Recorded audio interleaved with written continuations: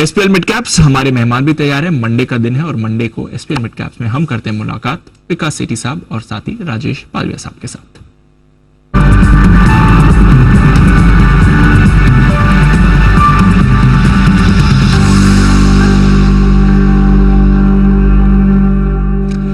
आप दोनों का स्वागत है।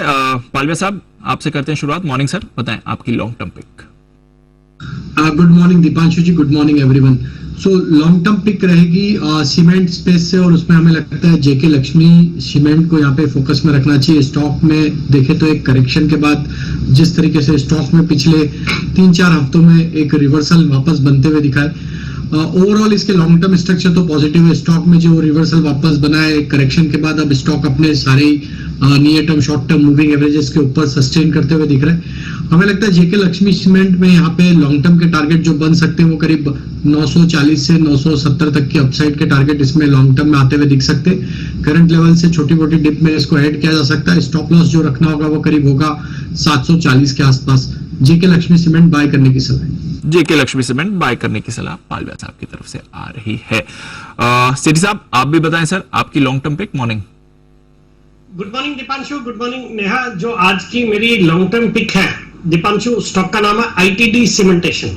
एक बहुत ही जबरदस्त क्वालिटी की इंफ्रास्ट्रक्चर कंपनी है जो कि मेनली मैरीटाइम स्ट्रक्चर्स, फिर आपके metro railways, dams, tunnels, airports, highways, ports, इन सब के लिए काम करती है। और कई सारे प्रेस्टिजियस प्रोजेक्ट्स जैसे कि आपके मुंबई, चेन्नई, बेंगलोर वगैरह में, सूरत में मेट्रो रेलवे का काम कर रही है या किया है।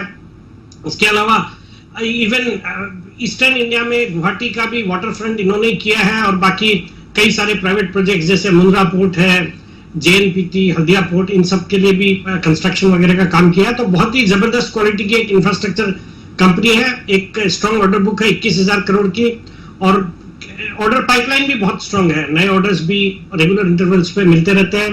और दिसंबर तिमाही भी बहुत ही दमदार थी। 24 करोड़ का पैट था, जो पिछले साल दिसंबर तिमाही में 16 करोड़ का पैट था। स्टॉक अपने हाइट से अच्छा खासा करेक्ट होया हुआ है। फिर अच्छा खासा एफआईएस डीआईएस का भी इंटरेस्ट है। 22% स्टेक ओन करते हैं, और इसमें मेरा पसंदीदा एमआईटी भी है जिसकी करीबन 6.74% इसमें हिस्सेदारी है। तो ऑल इन ऑल एक अच्छी क्वालिटी की कंपनी है with in the infra space. एक लो डेट कंपनी है, 0.46 का इनका डेट इक्विटी रेशियो है। और मुझे लगता है ये स्टॉक यहाँ से लंबी अवधि में अच्छा करना चाहिए, तो यहाँ पे खरीदारी करने की सलाह है। और मेरा इसमें 9 से 12 महीने का टारगेट है 150 रुपए। ओके, तो ये है आपके लिए आईटीडी सीमेंटेशन 150 का टारगेट। ऑलमोस्ट 50%, 45% की अपसाइड यहां पर सेठी साहब को इस काउंटर पर दिख रही है। जबरदस्त मूव आपको आती हुई दिख सकती है। आइए विश्वेश जी से भी लेते हैं उनकी 10 की कमाई का स्टॉक। विश्वेश जी बताएं सर। दीपांशु, मेरी ओर से जो 10 की कमाई का स्टॉक है वो स्लाइटली मीडियम टर्म अवधि के पॉइंट ऑफ व्यू से है। मतलब आपको 3 से 4 महीने का व्यू रखना होगा। स्टॉक का नाम है प्राज इंडस्ट्री। करंटली 342 के आसपास चल रहा है। अगर प्राज को आप मीडियम टर्म मतलब पिछले 2021 से अब तक का एनालाइज करते हो तो स्टॉक 3 से 4 बार 300 की रेंज के आवास आता है, और वहां से वापस स्टॉक बाउंस बैक होकर 430 तक जाता है। लास्ट वीक का लो दीपांशु, जो जिसको वीकली हैमर भी कहा जाएगा, वो एग्जैक्टली 300 के आसपास है, और प्राइस वहां से रिवर्स हुई है। मेरा ये मानना है कि जब इस तरह का टेक्निकल रुझान होता है और लंबी अवधि का पॉइंट ऑफ व्यू होता है, स्टॉक शायद अक्यूमुलेट हो रहा होता है, तो जब तक 300 ना टूटे मुझे लगता है यहाँ पे पॉजिटिव व्यू रखना चाहिए। तो विद व्यू कि स्टॉक पुल बैक करे 330, 320 तक अक्यूमुलेट करना है। 295 का स्टॉक रखिए, क्लोजिंग बेसिस पे रखना है। और मुझे लगता है यहाँ पे 375 और 425 ये दो टारगेट के लिए प्राज इंडस्ट्री को खरीदना चाहिए। लेकिन व्यू जो है वो ये रहेगा बाय ऑन डिक्लाइन, और 2 से 3 महीने का पॉइंट ऑफ व्यू रखना होगा। ओके, तो 2 से 3 महीने के व्यू के साथ 375 और फिर 425, तो बड़े टारगेट्स, बड़ा कॉन्फिडेंस है विश्वेश जी को इस काउंटर पर मूव आने का। एक ट्रेडिंग कॉल आ रही है हिमांशु जी की तरफ से, उनके लिए भी एक बिगुल। हिटमैन हिमांशु,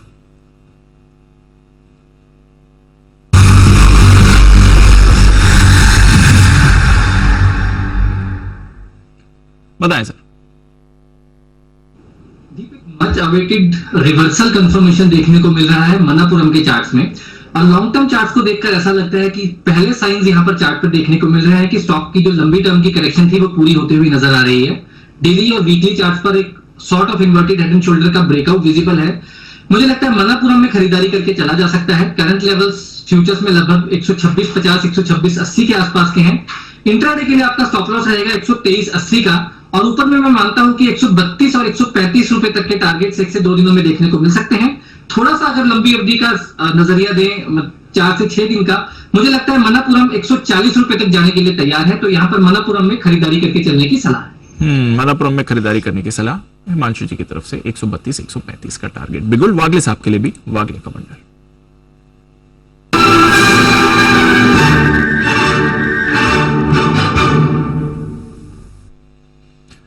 बताएं सर।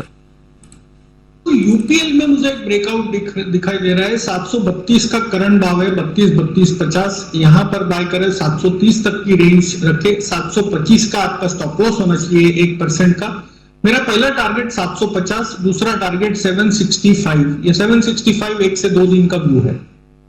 तो नजर रखिए, ये फर्टिलाइजर और एग्रोकेमिकल स्पेस में आपको मूव आती हुई दिख रही है। जैसा वरुण भी समझा रहे थे, एक्सपेक्टेशन थी कि शायद यहां पर दामों में दोनों तरफ का एक्शन आ सकता है। पुराने फॉर्मूला के तहत दाम बढ़ सकते थे, नए फॉर्मूला के तहत घट सकते थे, बट फिलहाल कुछ मूवमेंट वहां पर नहीं हुआ है। बट मूवमेंट हो रहा है आपका अक्रॉस सीमेंट स्पेस। सारे सीमेंट स्टॉक्स में एक्शन आ रहा है। जेके लक्ष्मी सीमेंट, जरा इस पर भी नजर रखिए। जैन साहब की रिकमेंडेशन थी, पिछले हफ्ते ही उन्होंने रेकमेंड किया था 730 के लेवल पर 790 के टारगेट के लिए। 800 के ऊपर इस समय जेके लक्ष्मी ट्रेड कर रहा है।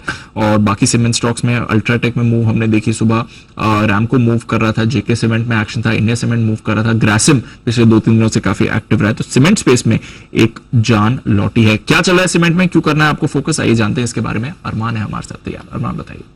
देखिए, बिल्कुल सबसे पहले अगर आप बात करें कि जेफरीज का एक अपडेट आता हुआ दिखा है, उन्होंने रिपोर्ट में ये बताया है कि अप्रैल के महीने में 50 रुपए प्रति बोरी जो है वो सीमेंट के जो भाव है वो बढ़ सकते हैं। उसी के साथ साथ अब एक तो भाव बढ़ रहे हैं। उन्होंने डिमांड पे कहा है कि डिमांड आपको दोनों जगह अगर आप देखें तो डिमांड भी मजबूत दिख रही है। और क्योंकि डिमांड मजबूत है, और अगर आप उच्च स्तर पर देखें जहां पे क्रूड के दाम जहां पर पहले थे वहां से अभी भी नीचे है, तो उस हिसाब से उनका अनुमान यह भी है कि Q3 की तुलना में जो Q4 में जो EBITDA प्रति टन जो आएगा वो और बेहतर ही आएगा। और औसतन अगर आप प्राइसेस की बात करें तो औसतन 15 से 20 रुपए प्रति बोरी जो है वो बढ़ने का अनुमान है। अल्ट्राटेक सीमेंट का अपडेट आता हुआ दिखा। जाहिर है कि अगर देश की दिग्गज कंपनी है, अगर दिग्गज कंपनी ऐसे अपडेट दे रही है तो ओवरऑल सेक्टर के लिए ये पॉजिटिव हो ही जाता है, क्योंकि उन्होंने लगभग 100 अगर आप मिलियन टन की बात करें तो वहां पर ये एक रिकॉर्ड जो है वो करते हुए दिखे हैं। और सिर्फ ग्रे सीमेंट ही नहीं, व्हाइट सीमेंट डोमेस्टिक के हिसाब से अगर आप देखें तो व्हाइट सीमेंट या ग्रे सीमेंट दोनों में उन्होंने क्यू भी देखे या वाई देखे। जो Q4 का जो अपडेट है दोनों में अच्छी खासी बढ़ोतरी आती हुई दिखी है। अगर ओवरऑल कंसोलिडेटेड बिक्री की बात करें तो वाई आधार पर 14% बढ़कर आई है, वहीं क्यू देखें तो 22% बढ़कर आई है।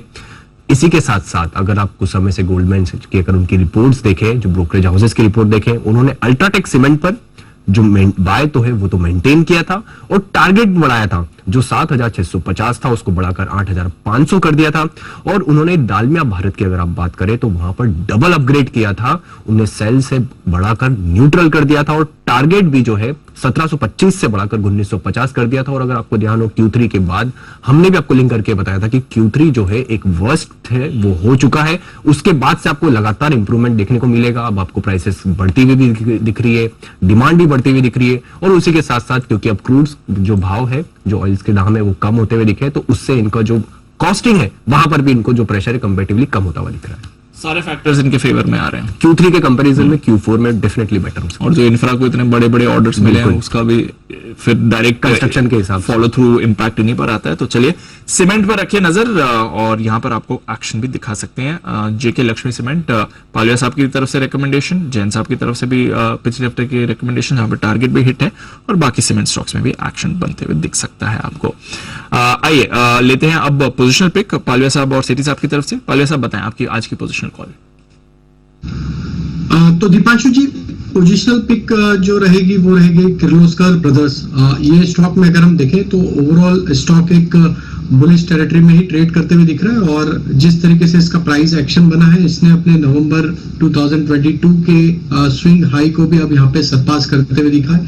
स्टॉक में सारे इंपॉर्टेंट मूविंग एवरेज के ऊपर ये कंफर्टेबली सस्टेन करते हुए दिख रहा है। तो हमें लगता है ये जिस तरीके की बुलिशनेस यहाँ पे स्टॉक में near term short term chart पे बनी है ये स्टॉक के नेक्स्ट टारगेट पोजिशनली जो बन सकते हैं वो करीब होना चाहिए 500 रुपए से 520 रुपए तक के करंट लेवल से। यहाँ पे स्टॉप लॉस जो रखना होगा वो करीब 402 रुपए के आसपास होगा। तो किर्लोस्कर ब्रदर्स बाय करने की सलाह रहेगी पोजिशनल पिक में। ओके, तो किर्लोस्कर ब्रदर्स यहाँ पर खरीदारी की राय है पोजिशनल बेसिस पर पालविया साहब की। सेरी साहब, आपकी पोजिशनल पिक सर? बिल्कुल दीपांशु, जो मेरी आज की पोजीशनल पिक है एक रिलेटेड सेक्टर है। थोड़ी देर पहले मैंने आईटीडी सीमेंटेशन इंफ्रास्ट्रक्चर स्पेस से दिया, उसी सेक्टर को कैटर करने वाली एक्शन कंस्ट्रक्शन इक्विपमेंट एसीई करके एनएसई का टिकर है इसका। अभी 410 के लेवल पे स्टॉक ट्रेड करता है। ये कंपनी क्रेन्स बनाने के लिए जानी जाती है और क्रेन्स के अलावा कई सारे और मटेरियल हैंडलिंग इक्विपमेंट्स जैसे फोकलिफ्ट्स है, फिर आपके road construction equipment, agri equipments, ये सब बनाती है।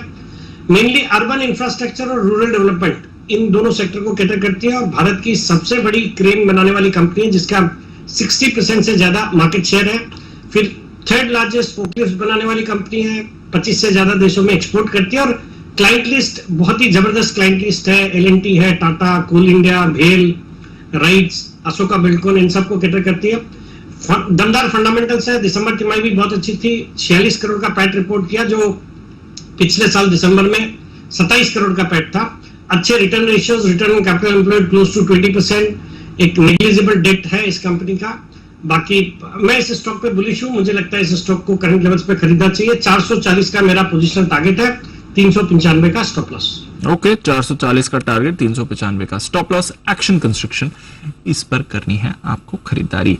जैन साहब से भी लेते हैं उनकी आज की 10 की कमाई का स्टॉक। जैन साहब, जेके लक्ष्मी के तो टारगेट आ गए, बधाई हो सर। अब बताएं नया स्टॉक कौन सा आपके रेडार पर 10 की कमाई? यस, थैंक यू दीपांशु जी। आज का दिन गजब का है। इनफैक्ट जब मार्च के महीने में मैं जेम्स दे रहा था तो अनिल जी ने मुझे एक बहुत अच्छी बात पूछी थी कि जैन साहब क्या बात है, आजकल बहुत ही नॉर्मल स्टॉक दिया जेके लक्ष्मी, और लाजमी था और बहुत बड़ी कंपनी भी थी, बट उस समय पे देना, वैसे स्टॉक से देना ज्यादा जरूरी था। और सबसे बढ़िया बात क्या, स्टॉक्स बहुत करेक्ट हुए, तो ये एक बहुत बढ़िया अपॉर्चुनिटी है। और मैंने अभी यूट्यूब पे भी एक वीडियो डाला था मेरा न्यू फाइनेंशियल ईयर पिक्स में, तो मैंने यही कहा कि मिड कैप, स्मॉल कैप, और आज देखिए मार्केट्स को आउट परफॉर्म करे और आगे आने वाले दिनों में जिन तरीके के वैल्यूएशंस है, कई अच्छे स्टॉक्स क्वार्टरली रिजल्ट्स अच्छा दे रहे हैं, फिर भी करेक्ट हो रहे हैं, तो कहीं ना कहीं उनमें सर्टेनली एक्सप्लोर करना चाहिए। और स्टैगर्ड वे के जगह पे अब तो नॉर्मल बाइंग कर सकते हैं कि मार्केट्स बॉटम आउट नहीं भी हो रहे हैं तो एटलीस्ट एक बॉटम दिख रहा है मार्केट्स में, बहुत बड़ा क्रैक, अंटिल अनलेस कोई बहुत बड़ी कोई खराब न्यूज आ जाए।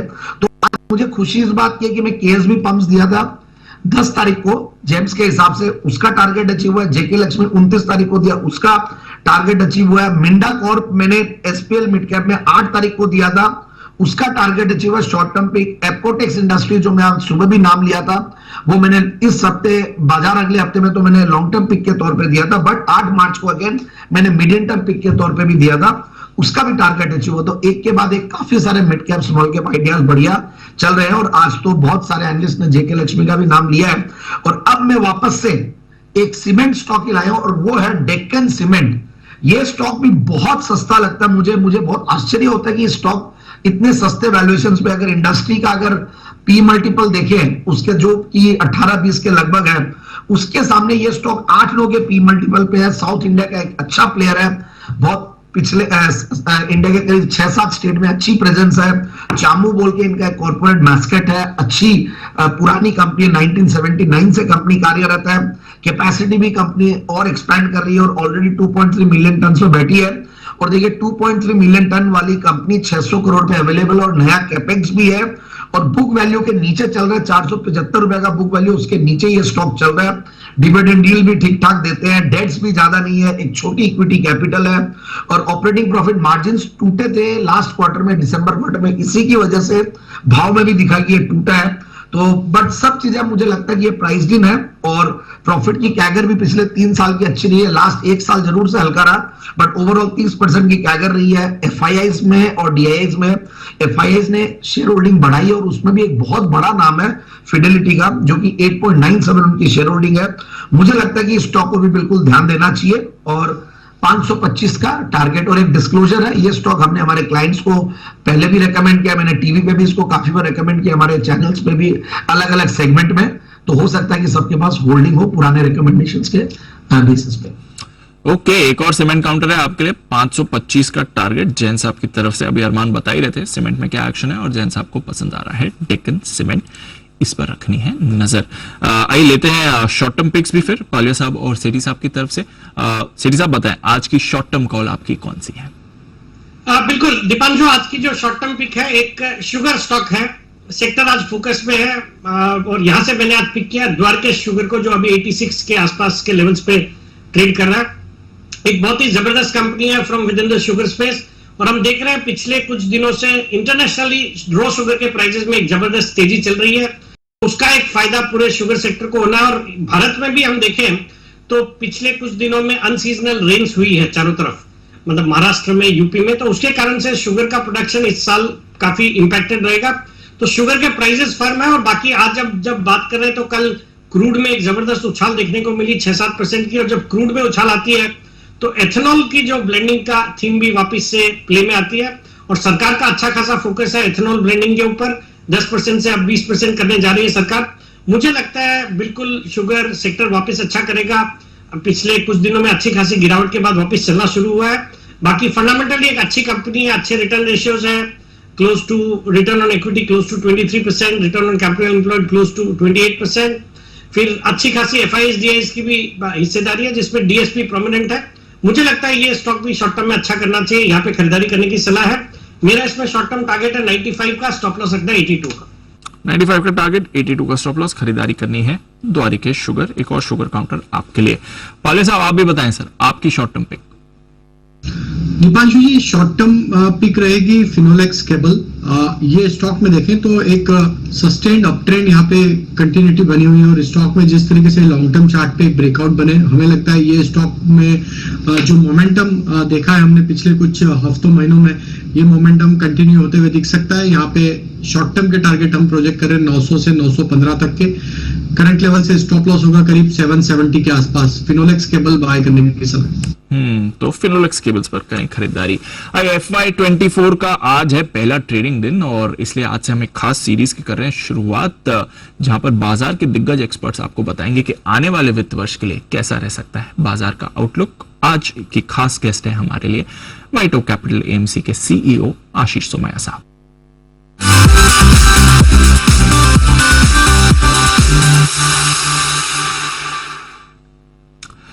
Good morning Ashish ji. इस न्यू फाइनेंशियल ईयर के लिए जी बिजनेस को पहले दिन जी बिजनेस को अपना टाइम देने के लिए आपका बहुत बहुत शुक्रिया। तो ऑब्वियसली सवाल बनता है सर, पहला क्या आउटलुक है? पिछला साल तो ऑलमोस्ट फ्लैट रहा, वो फ्राइडे की रिकवरी की वजह से एकदम फ्लैट क्लोजिंग मिल गई निफ्टी पर। बैंक निफ्टी ने थोड़ा ऑफकोर्स आउटफॉर्म किया था, बट मार्केट्स के लिहाज से FY24 का आउटलुक कैसा बनता है सर? दीपांशु जी, मुझे लगता है कि पहले भी जैसे इस पे हमारी बात हुई है, FY23 के मुकाबले मुझे ऐसा लगता है FY24 बेटर रहेगा। और खास करके अगर हम कैलेंडर ईयर की बात करें तो 2023 का जो सेकेंड हाफ है वो शायद पिछले थोड़े महीनों से या फर्स्ट हाफ से बेटर रहने की पूरी एक्सपेक्टेशन है। रहेगा, कितना बेटर रह सकता है, कुछ क्वांटिफाई करा है सर? तो एक्चुअली ऑब्वियसली एक फाइनेंशियल ईयर या सेकेंड हाफ या इस तरीके से क्वार्टरली बेसिस पे या एनुअल बेसिस पे फोरकास्ट करना मुश्किल है, नो डाउट अबाउट इट। लेकिन अगर मैं FY23 की बात करूं तो जैसे वॉर को लेकर के काफी सेक्टर रोटेशन हुई, काफी वॉलेटिलिटी हुई कमोडिटी, स्टेट ओन्ड एंटरप्राइजेस वगैरह में, और ईयर एंड आते आते फिर उसमें भी काफी गिरावट आई। और उस तरफ अगर हम देखें तो FII सेलिंग, बैंक्स के बढ़िया परफॉर्मेंस के बावजूद पूरे आई मीन काफी साल के काफी समय तक बैंक्स में ज्यादा परफॉर्मेंस देखने को नहीं मिला। और यूएस के कंसर्न्स वगैरह की वजह से IT, ये सब भी अगर आप देखें फंडामेंटल परफॉर्मेंस के बावजूद स्टॉक मार्केट में परफॉर्मेंस काफी खराब रहा। तो मुझे ऐसा लग रहा है कि FY24 को अगर हम देखें तो ज्यादा डोमेस्टिक कंडीशंस को लेकर के और बाहर का, जैसे FY23 का और एक हॉलमार्क ये था कि हमारे फंडामेंटल्स को साइड पे रख के जो बाहर का मार्केट था उसका बहुत ज्यादा इन्फ्लुएंस रहा हमारे ऊपर। तो मुझे ऐसा लगता है कि FY24 में बाहर के माहौल का इन्फ्लुएंस होपफुली थोड़ा कम होगा और लोकल कंडीशंस या डोमेस्टिक अरीना पे ज्यादा फोकस रहेगा। जैसा मैंने बताया क्वांटिफाई करना मुश्किल है, लेकिन अगर आप मुझे बताएं, अगर मेरी ओपिनियन से जाए तो दो चीजें मैं कहूंगा कि सेकेंड हाफ कैलेंडर ईयर 23 का सेकेंड हाफ फर्स्ट हाफ से बहुत ही बेटर रहेगा। और यहाँ से अगर वैल्यूएशंस और डोमेस्टिक फोकस को ध्यान में रखते हुए अगर कोई 1.5-2 साल का भी अगर पेशेंस रख सकता है और अभी के वैल्यूएशंस में अगर अगले 2 साल के व्यू से भी अगर पैसा लगा सकते हैं तो मुझे ऐसा लगता है डबल डिजिट रिटर्न की पॉसिबिलिटी बन सकती है। चलिए, बढ़िया रिटर्न्स आ सकते हैं, थोड़ी पेशेंस रखनी पड़ेगी बस आपको बाजार के उतार चढ़ाव के लिए। सर, इतने सारे सरप्राइजेस आए लास्ट फाइनेंशियल ईयर में, वॉर की तो आप बात कर ही रहे थे, इन्फ्लेशन हुआ, पूरा रेट हाइक साइकिल हो गया, लास्ट 3 महीने में अदानी ग्रुप देख लीजिए, एसवीबी देख लीजिए, अब कल ओपेक ने भी एक सरप्राइज कट कर दिया। और कुछ ऐसे सरप्राइजेस आने या बाजार इसे पचाने के लिए अब तैयार हो गया, क्योंकि हम देख रहे हैं इनिशियल रिएक्शन के बाद बाजार लार्जली रिकवरी कर रहा है। देखिए, क्योंकि कोई ना देखिए, हमेशा ये तो स्टॉक मार्केट का चलन है कि जैसे हम और आप डिस्कशन करते हैं तो क्या एक्सपेक्टेशंस हैं, क्या हो सकता है, इसके बारे में जरूर चर्चा होती है। लेकिन एक चीज हमेशा निवेशकों को ध्यान में रखना चाहिए कि जो भी चीजें हम बात कर रहे हैं उसकी कोई ना कोई प्रोबेबिलिटी होती है। मतलब जो चीज की ज्यादा प्रोबेबिलिटी है उसके बारे में हम जिक्र करते हैं, लेकिन कोई भी चीज की प्रोबेबिलिटी कभी भी जीरो नहीं हो जाती है और मार्केट में हमेशा सरप्राइजेस हैं, इसीलिए मार्केट है। लेकिन जैसा आपने अब ऑयल का जिक्र किया कि ऑयल में काफी एक 6-7% का उछाल आया, दीपांशु जी, हमेशा देखा गया है कि अगर प्राइसेस को होल्ड करने के लिए अगर इनको सप्लाई काटनी पड़े तो उससे आपको अंदेशा मिल जाता है कि किस तरीके की वीकनेस है। तो आई डोंट थिंक, अगर आप देखें 6 महीने पहले भी आई थिंक अक्टूबर नवंबर में ऐसा हुआ था कि इन्होंने प्राइसेस को संभालने के लिए सप्लाई कट की थी और उसके बाद आप देखिए किस तरीके का माहौल बना। तो आई डोंट थिंक दैट के, वैसे हम कोई ऑयल के एक्सपर्ट नहीं, लेकिन एक चीज बता सकते हैं कि जब भी प्राइस होल्ड करने के लिए अगर सप्लाई काटनी पड़े तो उससे आपको डायरेक्शन बिल्कुल साफ साफ पता चलता है कि भाई कोई बहुत बड़ी चाइना की ओपनिंग या दूसरी चीजों की वजह से बहुत बड़ी डिमांड में कोई बहुत बड़ा उछाल नहीं आया। इनफैक्ट प्राइसेस में नरमी होगी, इसीलिए उन्होंने सप्लाई को काटा होगा। तो आई डोंट थिंक कि उसको एक बहुत बड़े नेगेटिव के तौर पे हमको देखना चाहिए। और दूसरी बात यह है कि बाहर का माहौल जो है, जैसे आपने जिक्र किया एसवीबी का, तो अब क्या है, जैसे मैं ऑन अ लाइटर नोट में आपको बताता हूँ कि जब बहुत अति हो जाती है, अत्याचार हो जाता है, तो कहीं न कहीं पे किसी न किसी को बलि देनी पड़ती है, तब देवी देवता अपनी नाराजगी से हटते हैं और थोड़ा खुश होते हैं। तो अगर आप पिछले 10, 12, 15 साल देखें तो यूएस में अति हुई ऐसा आप बोल सकते हैं, क्योंकि इतने समय तक लो इंटरेस्ट रेट, हाई लिक्विडिटी, इतनी बड़ी 20-25 ट्रिलियन की इकोनॉमी में 3-3.5% की ग्रोथ, फिर कोविड आने पे इन्होंने फिर जिसको हेलीकॉप्टर मनी आप बोल सकते हैं, इस तरीके का बिहेवियर दिखाया। तो एक तरह से अति हो गई थी और अति को कंट्रोल करने के लिए डेफिनेटली ये ब्याज दर और ये सब चीजें आप देख रहे हैं। और हमारा मार्केट तो एक तरीके से आप देखिए बाहर के हवा के झोंकों की वजह से थोड़ा डिस्टेबलाइज होता है बार बार, लेकिन हमारा कोई डायरेक्ट कनेक्शन नहीं है उससे। और थैंकफुली पिछले 2-3 महीने में ये बली का जो पूरी जो सिचुएशन है वो स्टार्ट हुई है, तो कहीं न कहीं पे मार्केट बॉटम करेगा अभी आने वाले दिनों में। चलिए, तो ये भी अच्छी प्रेडिक्शन है, मार्केट बॉटम भी करेगा और अच्छा आउटलुक भी बन रहा है। इनफैक्ट क्योंकि आपने हमारे बाजार की बात की, मेरा अगला सवाल भी वही था, जो हमारे निवेशकों का भरोसा है, जो हमारे फ्लोज ज्यादातर इंटैक्ट रहे, थोड़ा 1-2 महीने में उतार चढ़ाव देखते हैं, वो बने रहेंगे सर। और साथ ही सेक्टोरल चर्निंग आपको कहां दिख रही है, कुछ चेंजेस जो आप भी करने की सोच रहे हो? दीपांशु जी, एक्चुअली हमारे निवेशकों का डेफिनेटली अगर आप देखें तो क्या होता है कि पिछले समझिए 18 महीने से 20 महीने निकल गए, 17-18 हजार के इर्द गिर्द में निफ्टी कंटिन्यूसली घूमता हुआ नजर आ रहा है। सेक्टर रोटेशन भी हुआ, लेकिन बात यह है कि काफी सारे लोगों के पोर्टफोलियोज में वो स्टॉक्स नहीं है जो वॉर के बाद बहुत चलने लगे थे। तो देखने वाली बात यह है कि पिछले 15, 18, 20 महीनों में कोई बहुत ज्यादा रिटर्न निवेशकों का बना नहीं है। जो लोग जैसे हमारे म्यूचुअल फंड्स के निवेशक हैं, जो एसआईपीज करते हैं, म्यूचुअल फंड्स में इन्वेस्ट करते हैं, कोई पोर्टफोलियोज में भी इन्वेस्ट करते हैं, तो जब रिटर्न नहीं बनता है और दाम एक ही लेवल पे नजर आता है तो लोग इम्पेशेंट हो जाते हैं, कभी कभी फ्रस्ट्रेट भी हो जाते हैं। लेकिन ध्यान में रखने वाली बात यह है कि अगर आप पी मल्टीपल्स पे देखें निफ्टी को, तो मेरे ख्याल में वैल्यूएशन, भले निफ्टी का प्राइस लेवल चेंज नहीं हुआ, लेकिन वैल्यूएशन में एक 20% की करेक्शन आई है। निफ्टी को नहीं देखे, अगर हमारे जैसे पोर्टफोलियोज आप देखें जहां पे हम लोग ईपीएस वगैरह को नहीं, लेकिन फ्री कैश फ्लो, और वो भी free cash flow after cost of capital, जिसको asset light free cash flow बोलते हैं, तो उसमें 35-40% का कैश फ्लोज में इजाफा हुआ है, लेकिन मार्केट या एनएवीज का लेवल चेंज नहीं हुआ है। तो आमतौर पे अगर मैं बताऊं कि 20-30% का मार्केट में करेक्शन हुआ है तो सबको नजर में आएगा, लेकिन अगर मार्केट का लेवल सेम रहे और वैल्यूएशन में 20-30% का करेक्शन आए तो वो शायद उतना नोटिस नहीं होता है। तो डेफिनेटली बोलने वाली बात यह है कि मार्केट पिछले थोड़े महीनों में सस्ता हुआ है, पोर्टफोलियोज भी सस्ते हुए हैं। रही बात सेक्टर्स की, तो मुझे ऐसा लग रहा है कि जैसे मैंने बताया कि अब बाहर का इन्फ्लुएंस अगर थोड़ा कम होता हुआ नजर आ रहा है तो डोमेस्टिक सेक्टर्स पे ज्यादा फोकस रहेगा। और आई थिंक जो पिछले साल सेक्टर रोटेशन हुआ था उसके विपरीत मुझे ऐसा लगता है कि अब आपको बैंक्स में बेटर परफॉर्मेंस देखने को मिलेगा। Domestic capex, industrials, consumer discretionary, ये सारी चीजों में फिर से आपको रोटेशन देखने को मिल सकता है। ओके, तो थोड़ा सेक्टोरल रोटेशन डेफिनेटली देखने को मिलेगा। 3-4 बड़ी चीजें जो सर ने कह दी हैं, आने वाला 1 से 2 साल अगर थोड़ा 2 साल का आउटलुक लें तो अच्छा रहेगा। बाजार थोड़े समय में बॉटम आपको संकेत दिखा देगा, और अगर आप भारत के निवेशक हैं तो भरोसा रखिए, कोई परेशानी की बात नहीं। ग्लोबल इवेंट्स आते रहेंगे, हमारे बाजार सही है। बहुत बहुत शुक्रिया आशीष जी, आज अपना वक्त देने के लिए और अपना एक आउटलुक और क्लैरिटी देने के लिए कि FY24 नए वित्त वर्ष में कैसे रह सकते हैं बाजार। शुक्रिया सर। आइए बढ़ते आगे और शो का समापन करें। उससे पहले जय की तरफ से उनकी 10 की कमाई भी रहेगी और एक जैकपॉट कॉल भी दे रहे हैं, तो एक पहले बिगुल जय के लिए जय का जैकपॉट।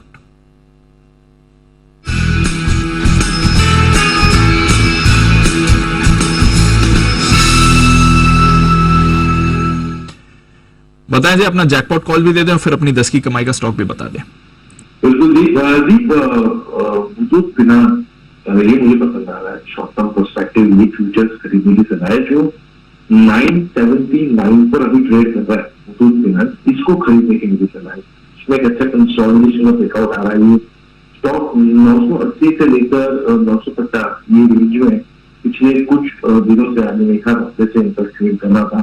हम ये जो 30 पॉइंट की रेंज ऊपर की तरफ का ब्रेकआउट हम देखने मिला, तो लगभग इसके टारगेट 1010 से आपको आते हुए देखने मिल सकते हैं। सो 1010 के टारगेट के लिए आपको करना है।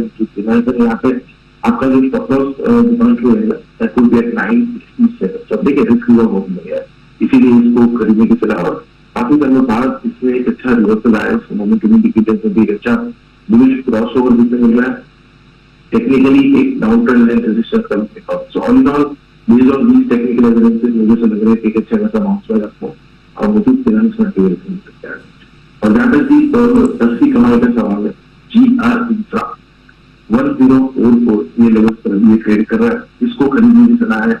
इससे जो टारगेट निकल कर रहा है वो है 1212 के 1212, ये टारगेट पे भी आपको खरीदना है GR इंफ्रा। एंड यहाँ पे भी आपको स्टॉप लॉस लगाना होगा 975 का, 975 के स्टॉप लॉस के साथ खरीदे GR इंफ्रा को। यहाँ पे एक वीकली चार्ट पर भी एक अच्छा spring top tendency pattern form हुआ, एक बुलिश रिवर्सल पैटर्न में इंडिकेटर्स में buy crossover with a positive divergence देखने मिला पीडी चार्ट पर। और आर्मी चार्ट पर अगर आप देखें एक अच्छा inverse head and shoulder pattern भी है। मेरे on these evidences I think GR Infra आपको एक अच्छा अपसाइड दे सकता है 1-2 के टारगेट के लिए खरीदें। ओके, तो जबरदस्त मूव GR इंफ्रा हम देख रहे हैं, रिसेंटली अच्छे ऑर्डर विंस भी हैं, इस पर है जय का भरोसा।